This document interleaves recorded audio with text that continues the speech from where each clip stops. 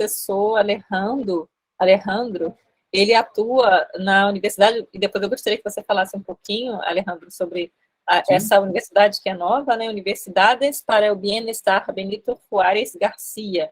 E se você pudesse também falar um pouquinho, né? Você atua como professor, né, nessa universidade, que eu também não conhecia, que é nova, e se você pudesse também falar um pouquinho para a gente sobre essa sua experiência, né? E, Alejandro, eu também compartilhei aqui com o grupo o link da sua tese, tá? Que eu acho que pode ser interessante para eles. Mas o título que você deu foi Utopia e Esperança na Historiografia da Educação no México, né? Então, essa vai ser a sua fala, mas sinta-se à vontade para fazer as incursões que você achar que são pertinentes. Tá bom, Alejandro? Então, Alejandro, eu gostaria de pedir só permissão para gravar, você autoriza? sí, sí, todo bien. Sim, então estamos gravando essa sessão e depois eu faço, né, alguns cortes para não ficar muito grande e disponibilizo no YouTube, porque eu acho que é interessante, né, a gente democratizar também, né, esse espaço. Não vai ser na íntegra que eu vou colocar, mas pelo menos uma parte. Acho importante, né, Alejandro, para a gente poder compartilhar o conhecimento com quem não, né, não tem esse privilégio de poder estar aqui presente hoje. Então, mais uma vez, muito obrigada pela sua participação. Você pode falar o tempo que você quiser, viu, Alejandro? Sinta-se completamente em casa e à vontade. E depois nós vamos abrir para perguntas, para quem tiver. Então, à medida que vocês forem tendo questões, anotem. E aí, quando o professor Alejandro terminar, a gente faz, né, inscrições. Então, eu pensei da seguinte maneira: tem duas formas de se inscrever. Vocês podem levantar a mão, né? Ou vocês podem se inscrever ali nos comentários ao lado. Tá? Eu vi, Lorena, que você chegou agora, tá bom? Está registrada aqui a sua presença. Então, vocês podem escrever nos comentários ou levantar a mão. E aí eu vou seguir a ordem de inscrição mesmo, para ninguém atropelar ninguém, tá bom? Então, muito obrigada, Alejandro. Muitas graças. Então, você tem a palavra. Eu vou silenciar meu microfone e peço que todas e todos façam o mesmo para não atrapalhar o raciocínio do professor. Pues muy obrigado, Eudoy, porque ustedes me hayan invitado. Eh, como dijo Alexandra, nos conocimos, de hecho nos conocimos en México en un congreso de historia de la educación y pues ha sido muy fructífera ese acercamiento porque fue mi, yo no sé cómo le llaman en postdoctorado, asesora, orientadora en el postdoctorado en Río de Janeiro. Entonces ha sido pues realmente muy, muy enriquecedora el haberla conocido y sobre todo el estar cerca de algunos de ustedes, porque no sé, con algunos sí había compartido en alguna aula, en alguna charla. Eh, bueno, ahí está la compañera Thais, que también la conocí, por supuesto. Entonces, son cosas muy interesantes. Yo quisiera explicar un poco, creo que el título fue demasiado amplio, demasiado ambicioso, pero al final tiene un sentido, tiene un interés, esa ambición y porque los conceptos que se relacionan ahí justo es el de esperanza y el de utopía, y son finalmente conceptos demasiado amplios, conceptos que al final, quiera o no, son conceptos de sueños, ¿no? De todo. ¿Por qué escogí esto? Y eso lo voy a relacionar con lo que estoy haciendo en estos momentos. En realidad, en estos momentos no estoy dando clases, no estoy en aula como profesor. Esta parte de mi vida me toca ahora como administrativo académico en un proyecto bastante interesante que surge justo al triunfo bueno, surge mucho antes, recoge toda una historia como lo voy a explicar, pero aparece justo ahora que triunfa la izquierda en México, ¿no? Después de bastantes años, bastantes décadas de gobiernos neoliberales, en el 2018 triunfa el movimiento encabezado por el actual presidente Andrés Manuel López Obrador. Dentro de los proyectos de transformación, algunos más profundos, otros con otro tipo de características, pero dentro de estos proyectos, el tema de la educación y particularmente el tema de la educación superior pues se pone a debate, ¿no? Y se propone, junto con varias personas, la creación de una universidad distinta, en medio de pues una situación de exclusión de estudiantes, de más de 500,000 estudiantes que no alcanzan a ingresar a las universidades. Esto no es nuevo para nosotros, esto lo compartimos en América Latina, pero pues en este proceso de transformación aparece esta universidad que tiene el nombre largo, es un nombre muy largo, pero es Universidades para el Bienestar, pongamos así. Y no voy a profundizar muchísimo en estas cuestiones. Llevamos más o menos 3 años trabajando en la creación de sedes universitarias que están ubicadas en lugares que nada tienen que ver con lo que tradicionalmente se han creado en México o en muchas partes de América Latina. Están en lugares, municipios, en regiones donde históricamente pues la educación superior nunca había existido, ¿no? Particularmente, un dato como para abonar, pues nuestros y nuestras estudiantes, muchas de ellas son la primera generación, históricamente hablando, de cursar la universidad en su familia, ¿no? Yo recuerdo, lembro mucho, haber leído algo parecido en Brasil con el tema del trabajo de las cuotas. Eso me dejó muy impresionado, ¿no?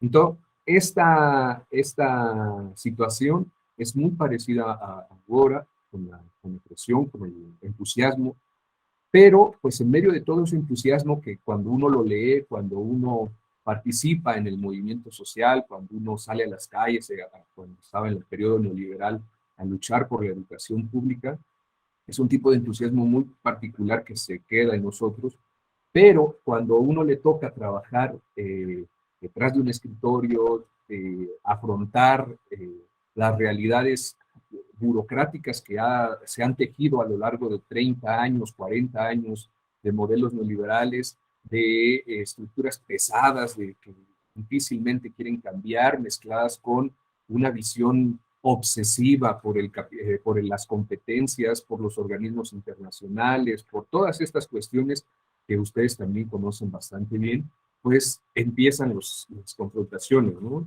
Y una de las cosas que constantemente los órganos fiscalizadores, o por lo menos lo que he podido aprender desde la parte minúscula que yo contribuyo, es que los órganos fiscalizadores constantemente nos están insistiendo en, bueno, ¿y ustedes de dónde son, no? ¿Qué son o por qué aparecen ahora en escena como nueva universidad o como un proyecto educativo nuevo? Y la mayoría de las veces, bueno, se responde, ¿no? Acostumbrados estos órganos a rendir cuentas a los organismos internacionales como el Banco Mundial, el Fondo Monetario, la OCDE y todas sus variedades de cosas que tienen, están acostumbrados como a plantear respuestas supuestamente innovadoras, ¿no? Supuestamente acorde a la calidad internacional, a la estandarización internacional que rige nuestras universidades, ¿no? El problema es que esa calidad, esas formas estandarizadas tienen un límite, y ese límite es el momento en que queremos romper la exclusión educativa en nuestros países y particularmente en México. Entonces, si uno quiere o busca o pretende romper la exclusión educativa, pues evidentemente nuestros referentes nunca van a ser los referentes de los organismos internacionales, porque son ellos, aunque nunca lo asuman y nunca lo acepten, los que han generado, entre otras cosas, esas exclusiones. Entonces, ¿qué somos? ¿Por qué estamos o qué estamos haciendo? ¿Y de dónde salimos? Esa respuesta, pues como historiador al final de cuentas, como pues poco como el investigar la educación en México, en América Latina, pues me ha llevado evidentemente a pensar las experiencias que han tenido, que a lo largo de la historia de México se han ido tejiendo. Estas experiencias educativas, que a lo mejor en determinado momento son muy conocidas por algunos o algunas investigadores, han tendido a ser interpretadas de una manera muy especializada, yo diría, de una forma excesivamente cuantificada, excesivamente, o más bien metodológicamente hablando, muy descontextualizada de la necesidad de lo que enfrentamos en el presente y de los retos que tenemos en el futuro.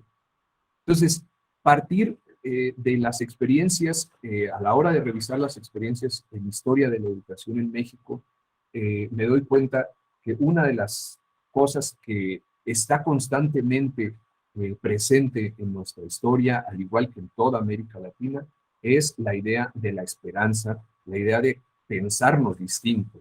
En medio de mil formas de opresión, de yugo, en medio de contextos de discriminación, racismo, exclusión, entre muchas otras más, siempre se prende esa, ¿no? Se prende esta idea y siempre estas formas han marcado camino, han marcado rumbo.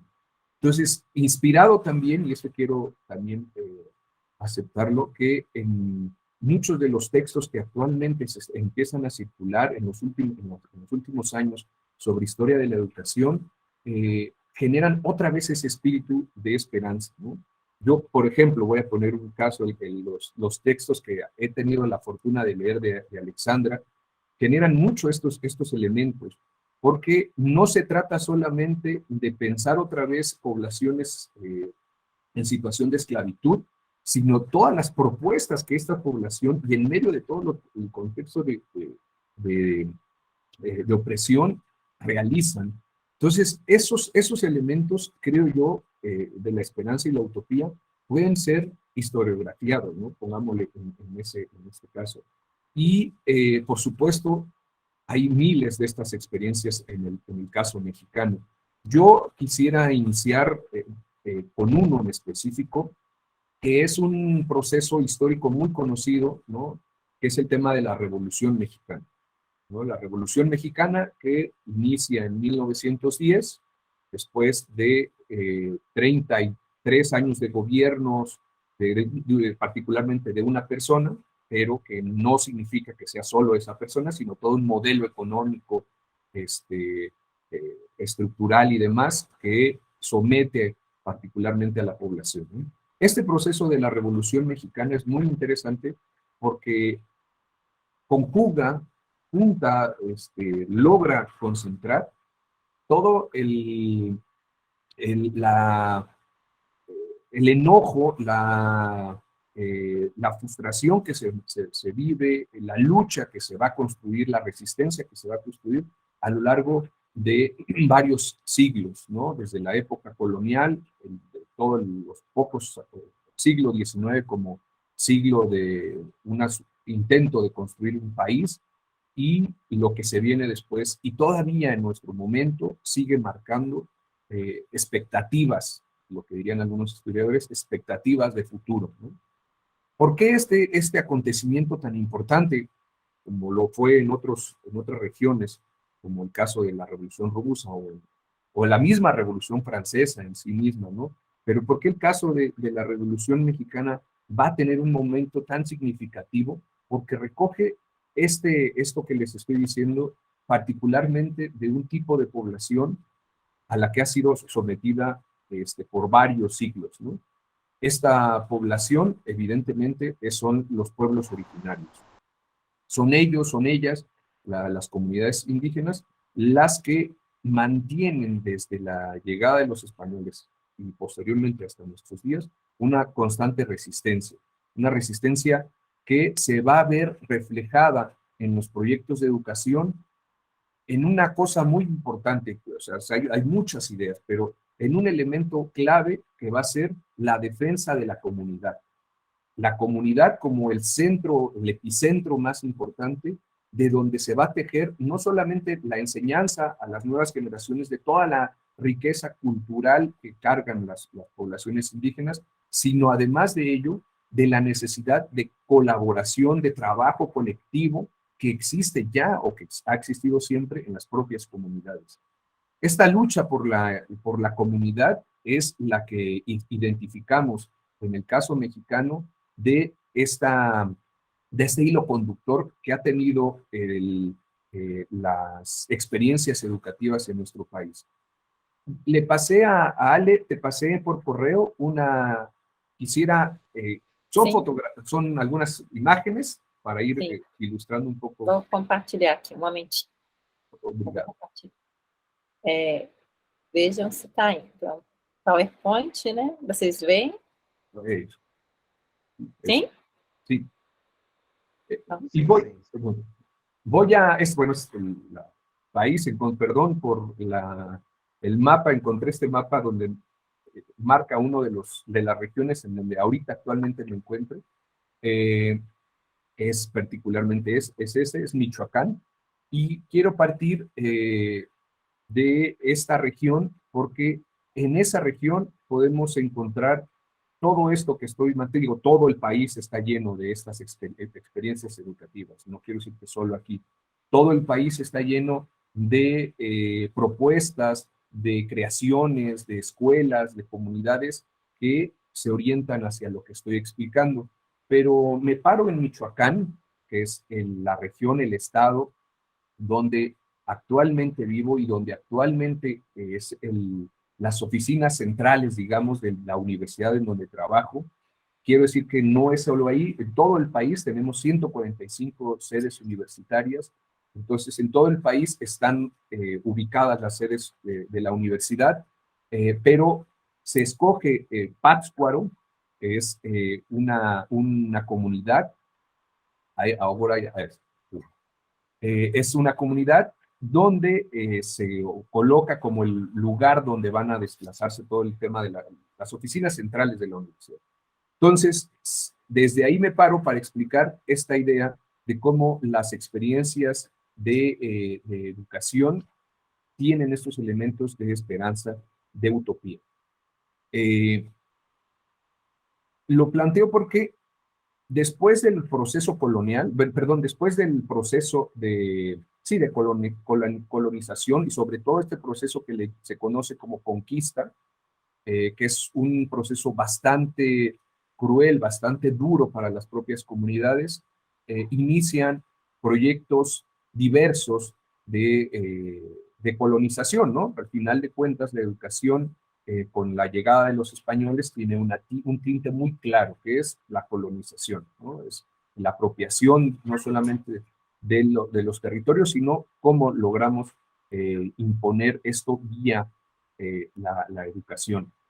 Y entre otras cosas, pues las misiones religiosas que llegan para esa labor intentan hacerlo desde la alfabetización.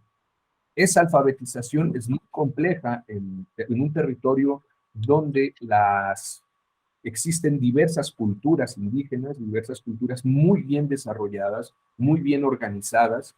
Estamos hablando de por lo menos 4 o 5 culturas que aglutinan organizaciones establecidas que les va a costar trabajo a los españoles. No solamente son los mexicas que son la gran cultura con la que se enfrenta el principal rival, digamos, para derrumbar toda la organización prehispánica, se encuentra, sino también hay otra cultura muy fuerte en esta región de Michoacán, que se conoce como la cultura purépecha. Es una cultura guerrera, es una cultura de mucho conocimiento, es una cultura que rivalizó muchísimo con los propios mexicas. De hecho, es una cultura que, al igual que las culturas incas, ya conocen la utilización del hierro, por ejemplo, ¿no? Es una cultura ubicada también en una región muy rica en términos de alimentación, en términos que les permiten generar otro tipo de condiciones y manifestaciones artísticas. Entonces, esa cultura purépecha que abarca incluso en otros estados, pero particularmente en Michoacán, pues es sometida, al igual que otras culturas, a la llegada de los españoles. La historia de este sometimiento, pues es de barbarie, ¿no? Es una barbarie completa.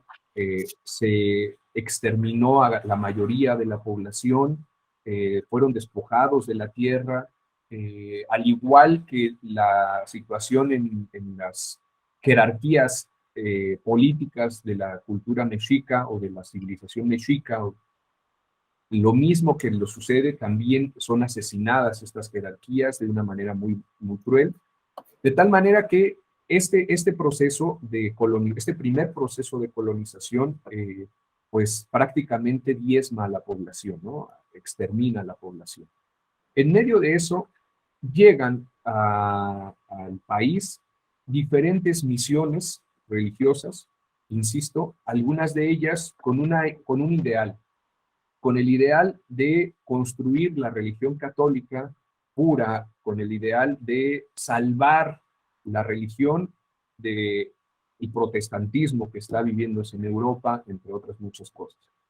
Varían mucho cada una de estas misiones culturales, pero es cierto que llegan bajo una idea de querer crear algo nuevo con aparentemente población natural, con población que afortunadamente entre sus debates tienen alma, ¿no?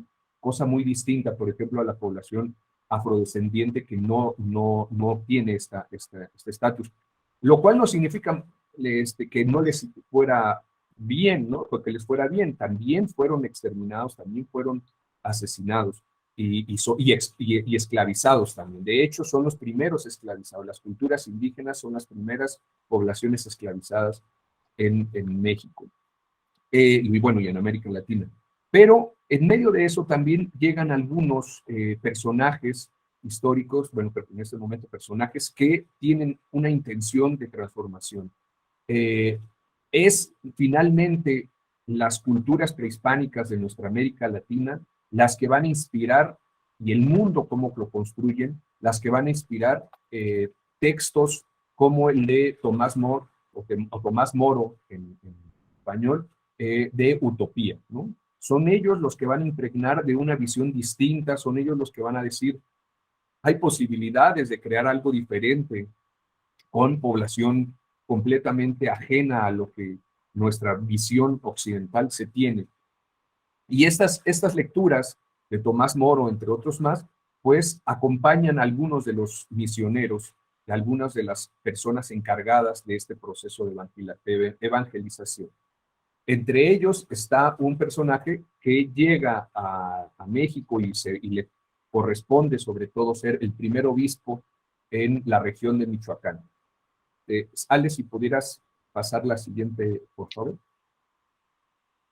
Bueno, estas son la zona arqueológica de lo que se conoce como las yácatas, o pirámides también se conocen, que se ubican en la región de Michoacán, eran el centro de poder político, económico y cultural de los purépechas, ¿no? Y pues obviamente resisten, al igual que la idea de la comunidad y al igual que la lucha de los pueblos indígenas, pues han resistido el tiempo y se mantienen muy presentes en la región, ¿no?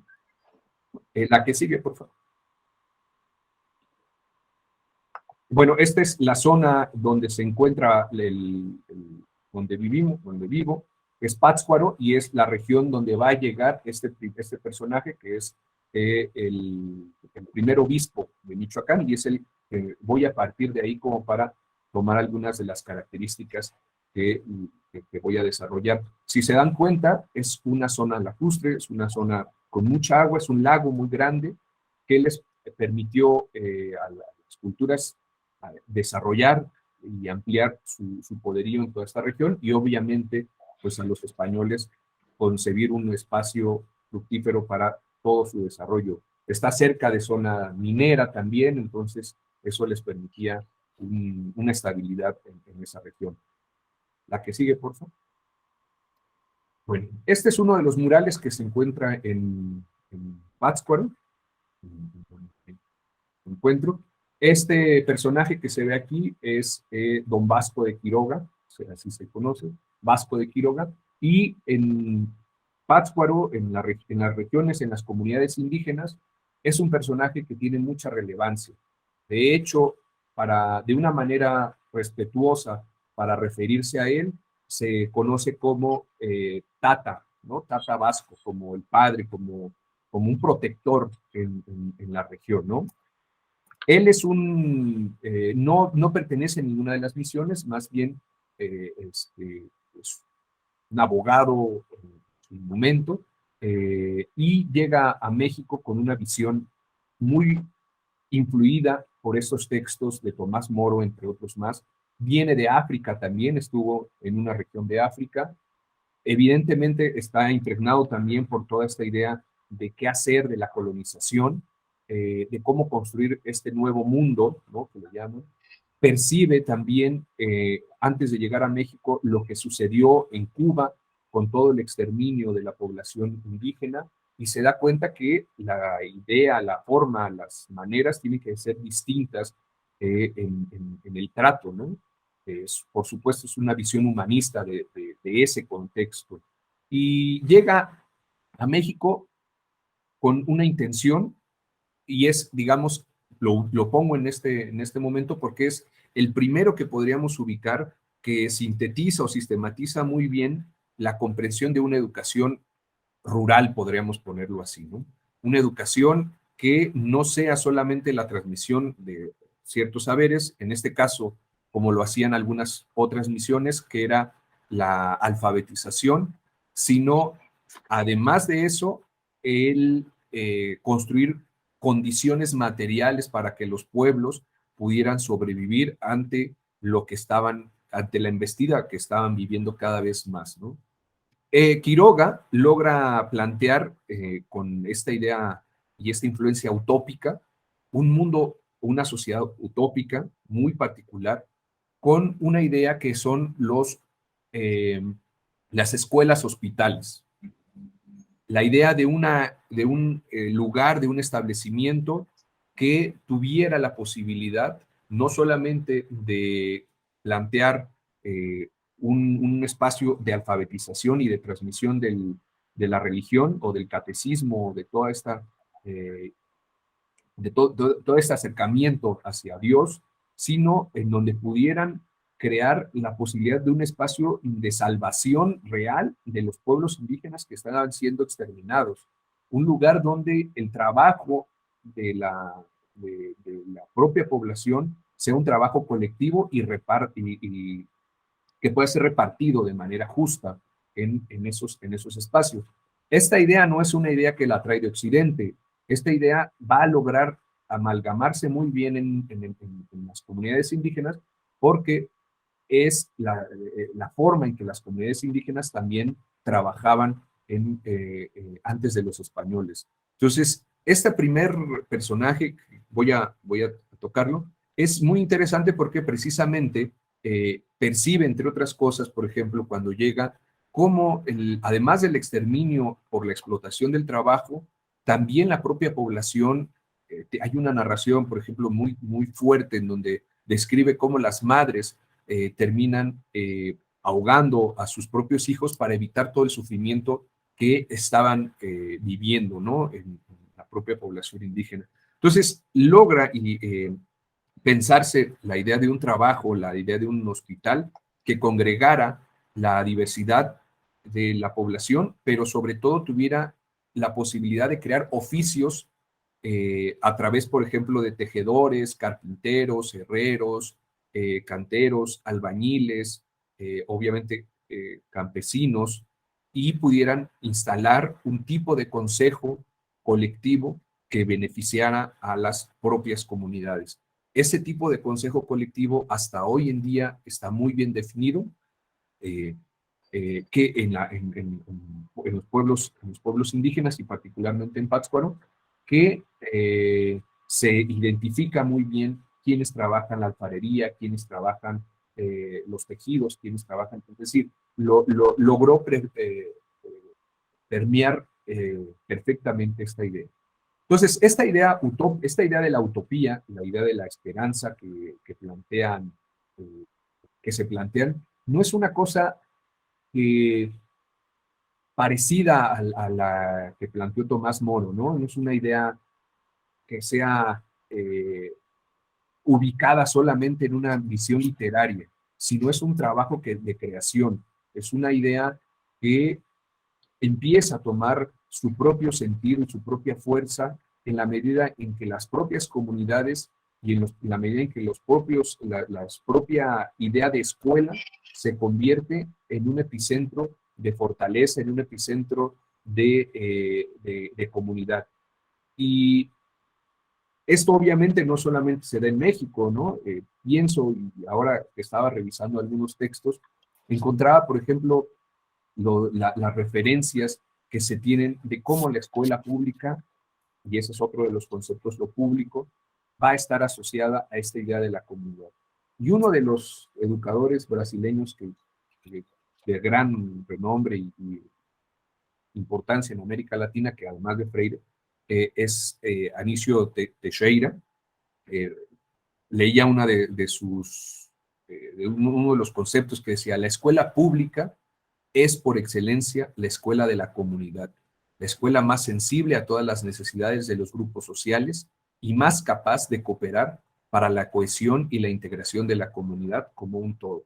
Entonces, este personaje que es Don Vasco de Quiroga a finales del siglo XVI, no, en realidad ni siquiera a finales, mediados del siglo XVI, logra permear muy bien, logra entretejer muy bien cuáles son los elementos que tiene una comunidad para sobrevivir, cuáles son las herramientas que tiene una comunidad para poderse mantener y resistir ante los embates de eso. Y esos elementos, evidentemente, uno es la educación, pero la educación acompañada de formas de transformación de vida que tienen que ver con la producción de sus propios alimentos, con la producción de sus propias vestimentas y también con la producción de un tipo de economía colectiva, un tipo de economía cooperativa que los va a fortalecer y los va a mantener unidos, ¿no? Por eso es muy interesante este trabajo que hace Don Vasco de Quiroga. Hay muchas experiencias como las de Don Vasco con algunos de otros misioneros. Muchas de ellas, de estas experiencias, también están muy asociadas a la explotación de la minería, a la explotación de la tierra, pero por eso pienso que el ejemplo de Vasco de Quiroga es muy elemental, precisamente porque no es su espíritu la explotación de la minería, de la tierra, de las grandes acaparaciones de tierra, sino es su gran ideal es que puede existir una sociedad de españoles e indígenas en la que convivan comúnmente, ¿no? Tan es así que es uno de los que funda uno de los primeros colegios, el Colegio de San Nicolás, en América, pero bueno, en el caso mexicano no es el primero, pero uno de los primeros. Y sí, lo que sí es primero es que lo funda bajo la idea de que españoles e indígenas cursen este colegio sin ninguna distinción. Eh, Tan es así su fuerza en la población, tan es así que los españoles empiezan a rivalizar, empiezan a pelear contra esta idea de lo que se está construyendo en Pátzcuaro, que ubican o empiezan a disputar la capital de ese estado que es Michoacán, que en ese momento la representa Pátzcuaro, y empiezan a disputarle ese territorio en otra región que va a ser conocida como Valladolid, ¿no? Que es ahora el actual Morelia.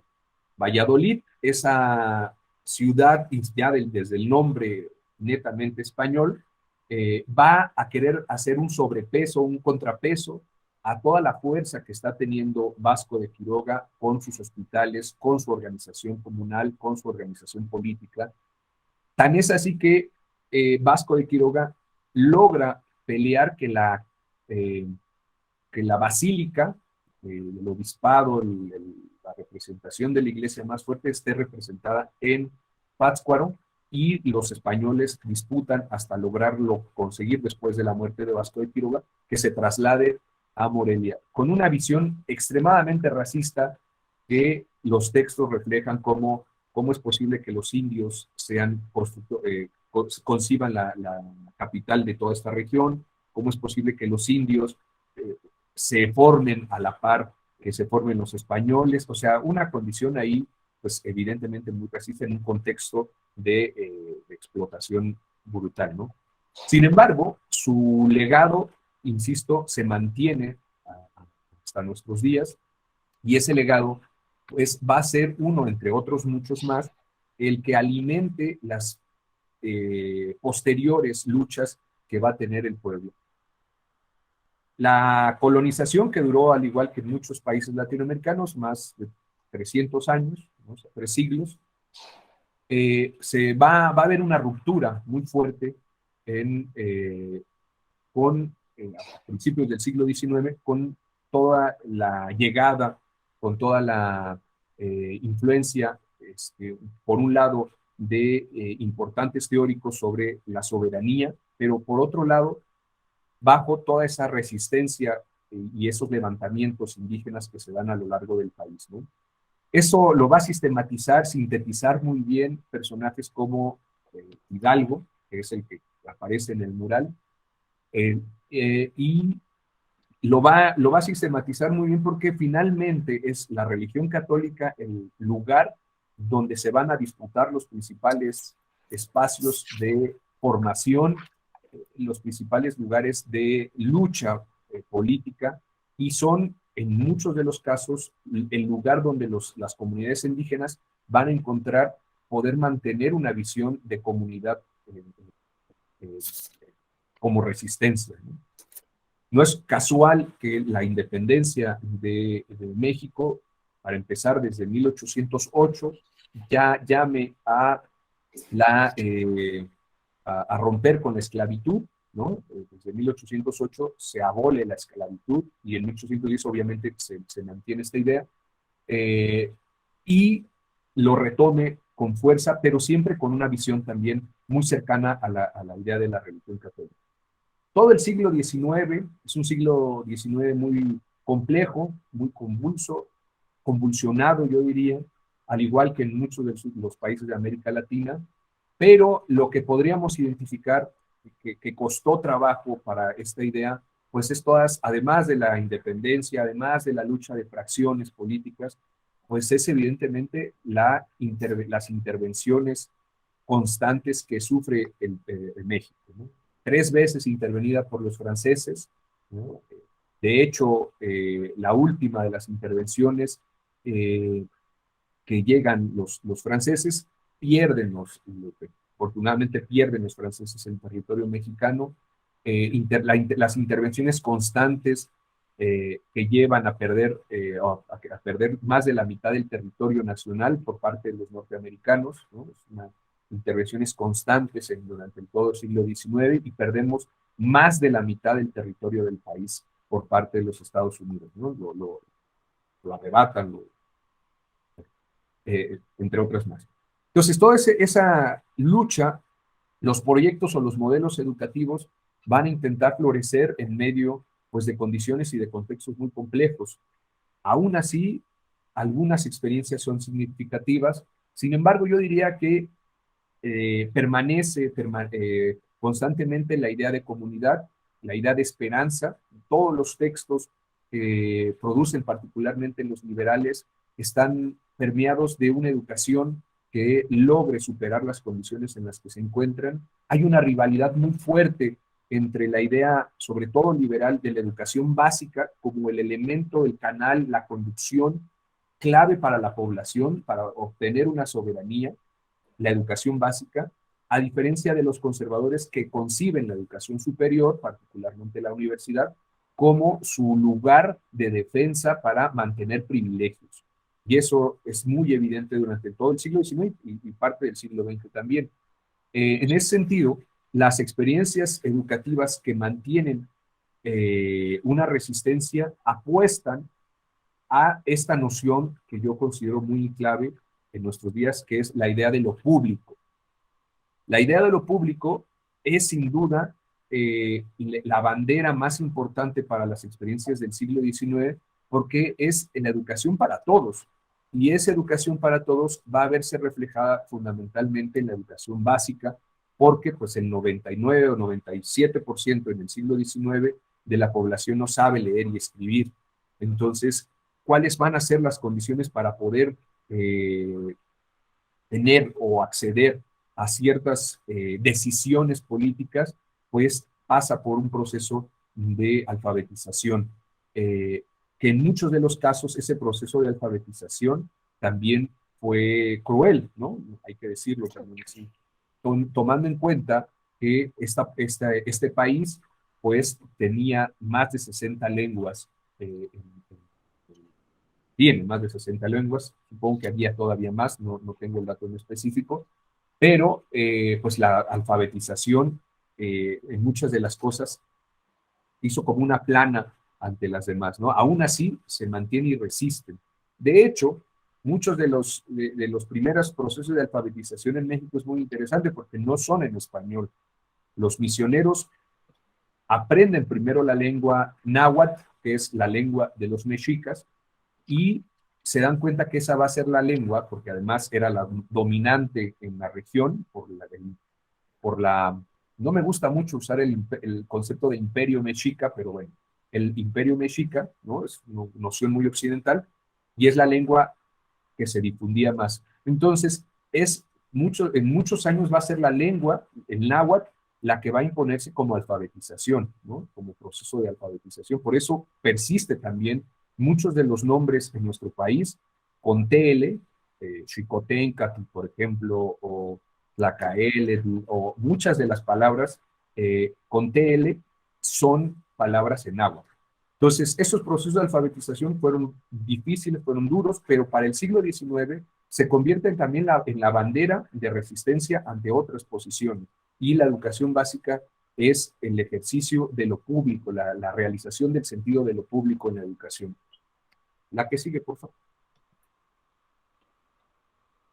Bueno, quiero pasar, es muy largo obviamente todo este contexto, pero considero que tomando en cuenta experiencias como la de Don Vasco de Quiroga en la noción de una educación rural, en una educación que tome en cuenta las condiciones materiales y culturales, otro de los elementos, todo el siglo XIX van a ser proyectos muy interesantes que existen textos que lo están planteando, experiencias de escuela como la propia escuela lancasteriana, en México, intentos de contextualización de esa propia escuela, intentos de concebir la educación como progreso con la influencia del positivismo en México, pero no es sino hasta pasada la Revolución Mexicana, sobre todo en los años 20, que todo ese cúmulo de experiencias logra sintetizar cada vez más la necesidad de lo que tiene el pueblo mexicano,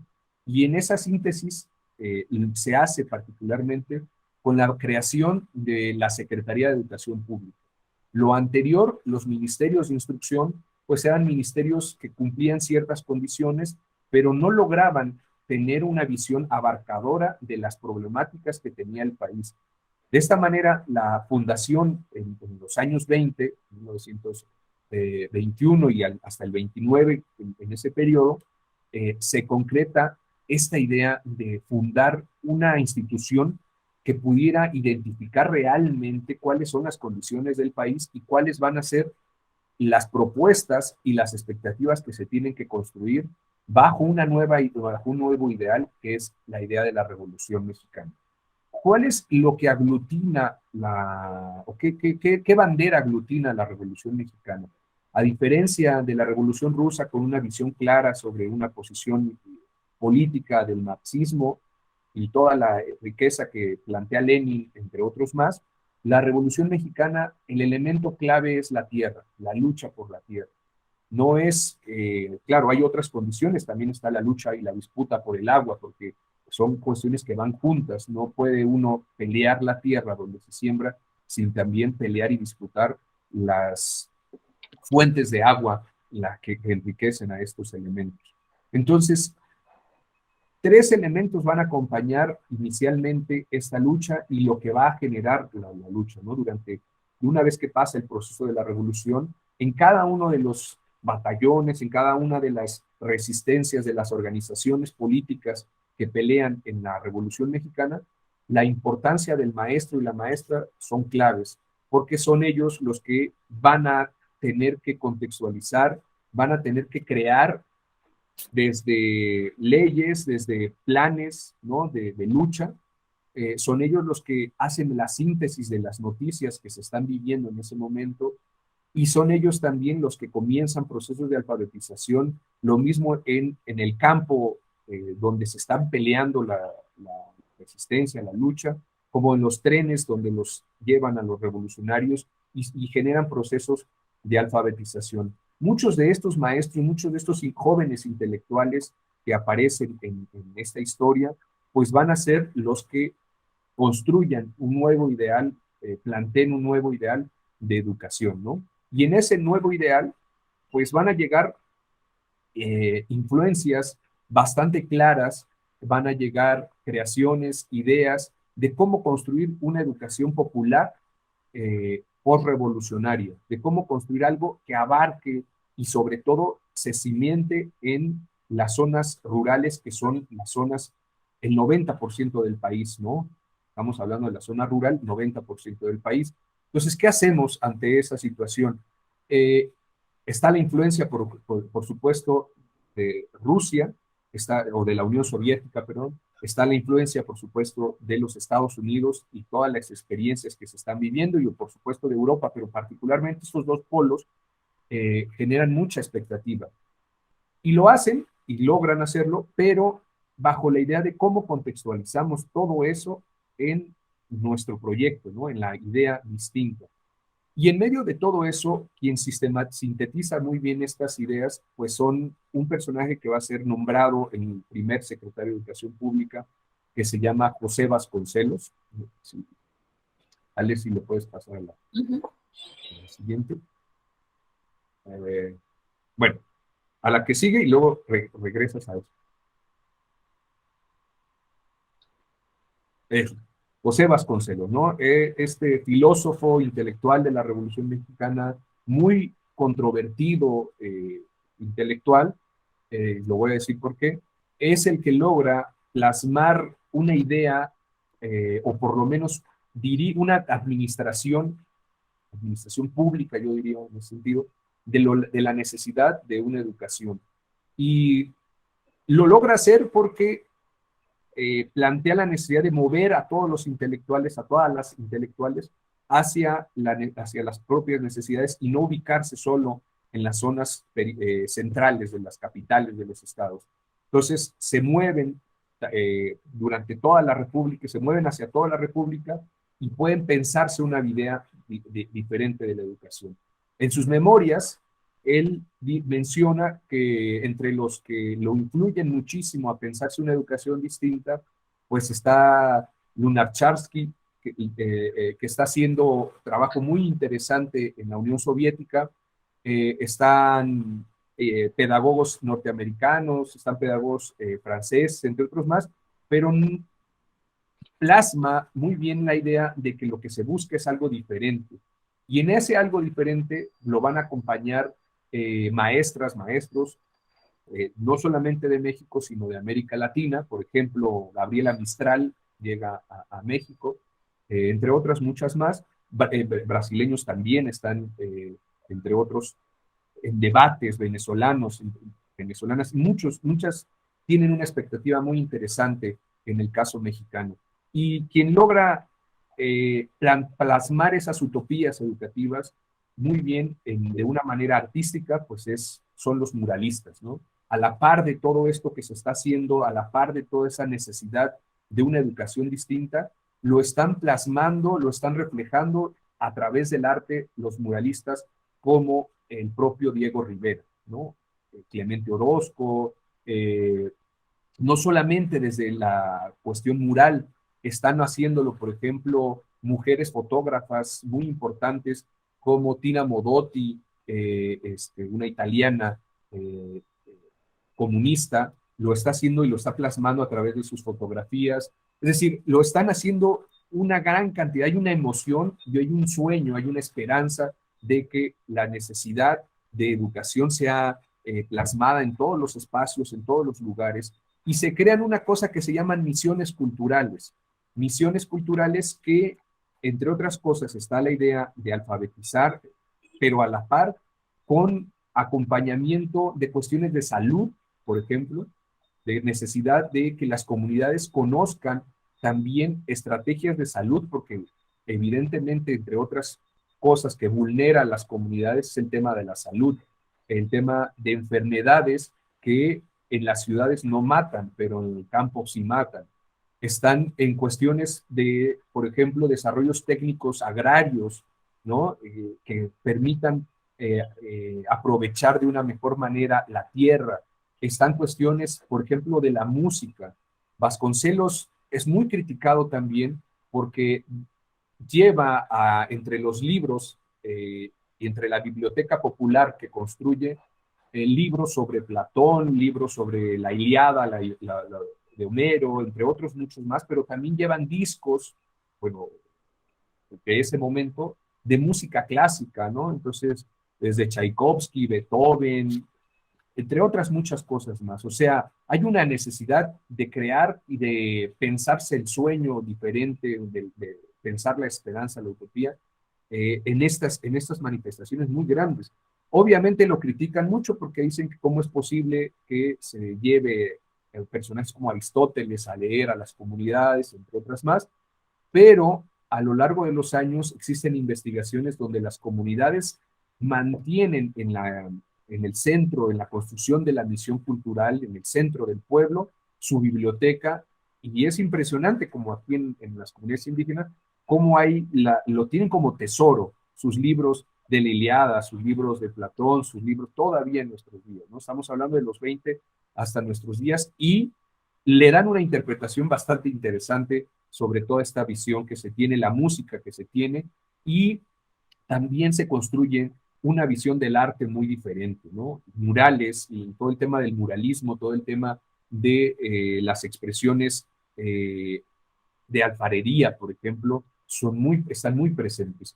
Por eso, si Alex, si le puedes dar la siguiente, eh, esta secretaría, este edificio que se está pensando, que se construye, pues se invita a los mejores muralistas, entre ellos Diego Rivera, para que plasme este trabajo que se está realizando en el edificio de la Secretaría de Educación Pública, que se vuelve, digamos, el lugar donde se concibe una integración, y esa es una de las palabras que es muy criticadas también, una integración de todas las culturas y una síntesis de todas las culturas en una visión y en un ideal educativo.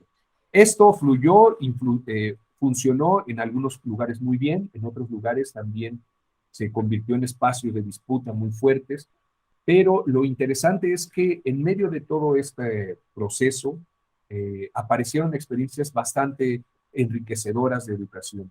Una de esas experiencias se llama Carapan, con uno de los personajes también de ese momento, ya sobre todo en los años 30, que es podríamos llamarle la, la creación de un modelo de educación en el que puedas materializar la idea de la cultura, la idea del arte y la idea de la alfabetización en una comunidad indígena, ¿no? Particularmente en un lugar que se llama Carapan, en Michoacán. Esta experiencia va a congregar mucho de esto que les estoy mencionando y va a permitir que el lugar donde se desarrolle esta experiencia sea un espacio de comunidad. ¿Cuáles son las características de este espacio de comunidad y que van a ser el reflejo de muchas de las ideas de la misión cultural? Que sea un lugar en las que las niñas y niños vayan a los procesos de alfabetización, de todo el tema de lo que significa cursar la escuela, ¿no? Matemáticas, historia, entre otras muchas más, pero también sea el espacio de los adultos, de las comunidades, donde encuentren la idea de diversión, por ejemplo, como un espacio de construcción colectiva, como un espacio donde puedan también dirimir o lograr resolver los principales conflictos que tenga la propia comunidad. Temas de tierra, temas de cómo delinear qué pedazo de tierra me corresponde a mí y qué no. Acompañar, por ejemplo, toda la reforma agraria que se está haciendo en ese momento, realizar actividades artísticas, de disfrute, pero también de asamblea, donde, insisto, sea el espacio donde puedan plantearse todas las decisiones desde una perspectiva pública, desde una perspectiva en la que todos y todas intervengan ahí. Y esta experiencia de Carapan, que se construye en una comunidad que se conoce como la Cañada de los 11 Pueblos, pues es un lugar histórico, un lugar mítico, porque además de ser del siglo XVI, también un espacio de un hospital creado por don Vasco de Quiroga, en el siglo XX, en los años 30, se convierte en ese mismo edificio, ese mismo lugar, en la expectativa de poder crear una nueva visión sobre la educación, una nueva idea sobre la educación rural que verdaderamente sea efectiva a los aspectos de la vida diaria, a los aspectos de la vida cotidiana.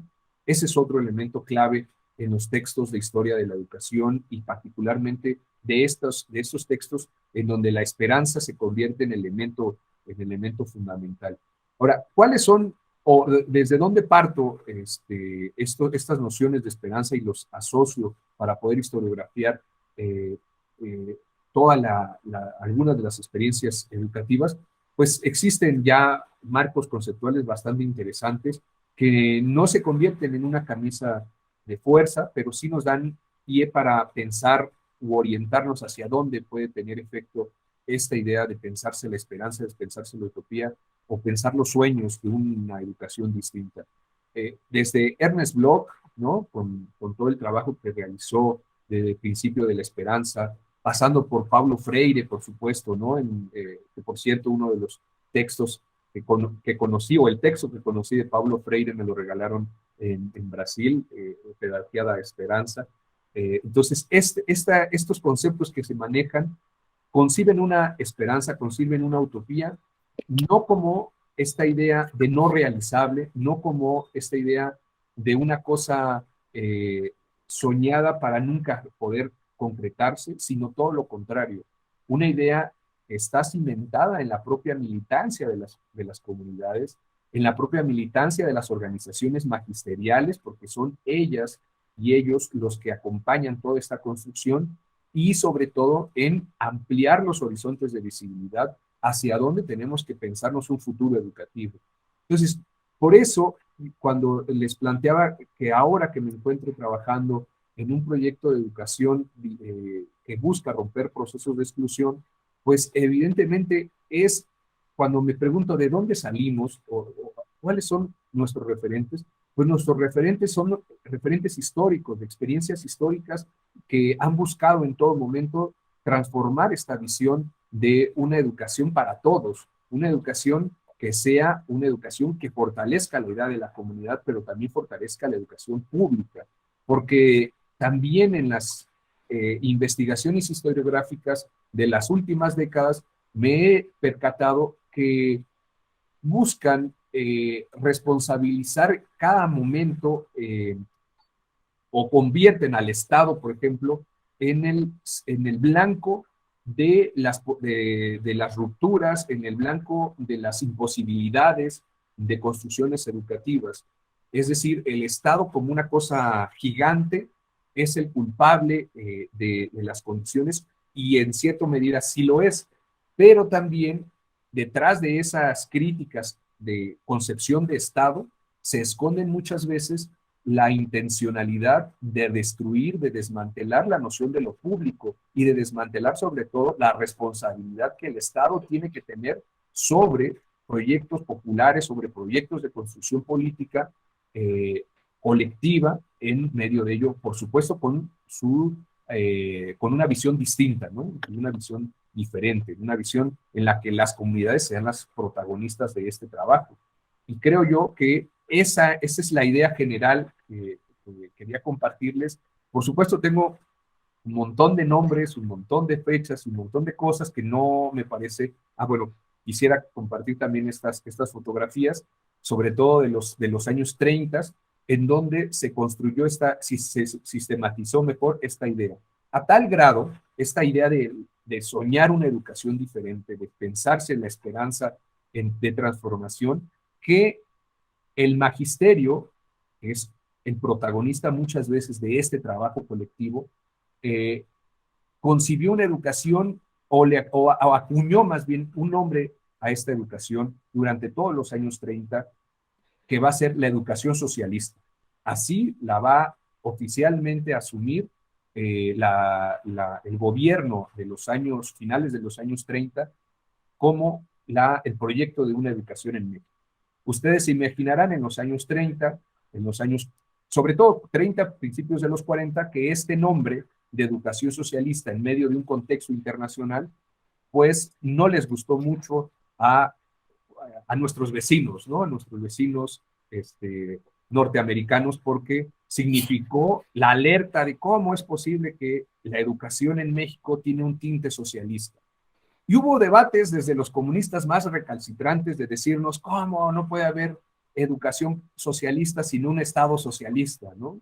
Y entonces, desde su perspectiva muy original, los maestros y las maestras rurales que enfrentaron las peores condiciones de trabajo, que afrontaron un ataque constante de parte de la reacción ante todos estos proyectos, desde las violaciones a las maestras, desde el asesinarlos, asesinarlas, hasta el cortarles las orejas y la lengua como una forma de odio, de reacción de parte de la derecha, de un símbolo de no hagas esto porque esto es lo que te puede pasar, ¿no? A pesar de todas esas condiciones, son ellos los que responden, los que mantienen este ideal de educación socialista bajo una noción no tanto apegada a lo que está haciendo la Unión Soviética, ni tampoco para hacer calca y copia, como decía Mariátegui, para hacer calca y copia de los trabajos marxistas y ortodoxos de su momento, sino para pensarse una educación cooperativa, socializante, una educación que resuelva particularmente las necesidades más básicas que está viviendo y enfrentando las comunidades en ese momento. Entonces, la noción socialista es una experiencia, o la experiencia socialista de educación en nuestro país es una experiencia muy rica porque logra visibilizar toda la riqueza cultural que está, por un lado, viviéndose en las comunidades rurales, pero por otro lado, todo el trabajo y las experiencias que van a permitir desde maneras muy básicas comprender a la propia comunidad y tener una visión de soberanía de la propia comunidad, ¿no? De importancia de la propia comunidad. Tan es así que van a acompañar experiencias nacionales como la expropiación petrolera, ¿no? De un personaje muy famoso, de un gobierno muy popular, que es el de Lázaro Cárdenas. Estas experiencias de expropiación petrolera, estas experiencias de idea de soberanía, tienen una visión que se construye desde abajo. Y esa visión, por eso es muy importante en el mural, en los murales, porque es la maestra trabajando, esforzándose para que tengan una perspectiva de futuro las propias comunidades. Si quieres, Ale, la siguiente fotografía. Bueno, esa es la experiencia de Carapan, un texto bastante interesante, interpretado desde diferentes perspectivas. La que sigue. Y, por ejemplo, son las comunidades donde se desarrolla esta idea de lo público desde esta perspectiva socialista. México en los años 30, insisto, se está gestando muchas de las riquezas de las expectativas muy interesantes, al grado de que un grupo de maestros y maestras, voy a poner un ejemplo, son los que logran ponerse en contacto con jerarquías políticas para que traigan a uno de los refugiados internacionales en ese momento más importantes a nivel mundial, que es León Trotsky, ¿no? Son los maestros, las maestras que van a acompañar toda la llegada de Trotsky a México, y son ellos los que tienen una perspectiva y una discusión sobre lo que tiene que ser la educación muy enriquecedora, no solo los maestros que acompañan a Trotsky, sino los maestros del Partido Comunista, los maestros que están creando las misiones culturales. Es decir, hay toda una riqueza bastante interesante de esos años que yo creo que en los años 70, 80, 90, y sobre todo 80, 90 y más adelante, quisieron destruir. O sea, el neoliberalismo quiso borrar toda esta memoria enriquecedora quiso eliminar toda esta visión del derecho a la educación pública, construida desde una visión muy colectiva, construida desde una visión desde las comunidades, y poner o sobreponer la idea de la competencia, la idea de la oportunidad, la idea de la certificación, que en nuestros días está costando mucho trabajo, ¿no? Mucho trabajo arrebatar, no solamente en las instancias burocráticas que se mantienen ahí arraigadas, sino también en la propia universidad, y con eso voy cerrando mi intervención. Esta idea de trabajo colectivo está siendo muy desplazada por esta visión, está la maestra clave importante, por esta visión de que lo que importa son más cómo nos certificamos, cómo nos especializamos, que el trabajo que se va a tejer en las propias comunidades. Lo digo porque es algo que nos enfrentamos en la construcción de un proyecto diferente de educación superior cuando entrevistamos a las maestras, a los profesionistas con maestría, con doctorado. Lo primero que salta y lo primero que exigen son cubículos, son investigación muy particulares, que muchas de ellas a veces están desarraigadas de las necesidades de los propios pueblos. Entonces yo creo que una forma para recuperar el sentido histórico, que es una clave en la historia, el sentido de la historia y en el sentido de la historia de la educación, debe ser poder repensarnos cómo construimos también nuestro propio pasado educativo, porque en muchas de las ocasiones se construye o ya sea bajo idea de un monumento estático, sin movilidad, o bajo la noción de narraciones sin sentido, sin concepción política. Y si algo tiene de característica la historia de la educación en América Latina, pues es el sentido político, ¿no? Nosotros no tenemos las características de la historia europea, de la educación francesa, por ejemplo, donde las condiciones se resolvieron en determinado momento, sino nosotros constantemente concebimos de manera política, con todo lo que signifique eso, la educación, ¿no? Y bueno, pues ahora sí. Sim, muito obrigada, Alejandro. Antes de passar para o grupo, eu só fiquei com dúvida com relação a essa imagem. Então, você está vendo qual é a imagem que eu estou ¿Cuál? projetando? ¿Perdón? Essa imagem que eu estou projetando agora, você vê? Sí, sí. Eu fiquei na dúvida sobre que lugar é esse. Esa es la Secretaría de Educación Pública. Ese es el espacio donde muralistas de diferentes, bueno, mexicanos, plasmaron esta visión desde lo... Es una cosa muy interesante porque Vasconcelos tenía la idea, un concepto muy de los años 30 de la raza cósmica.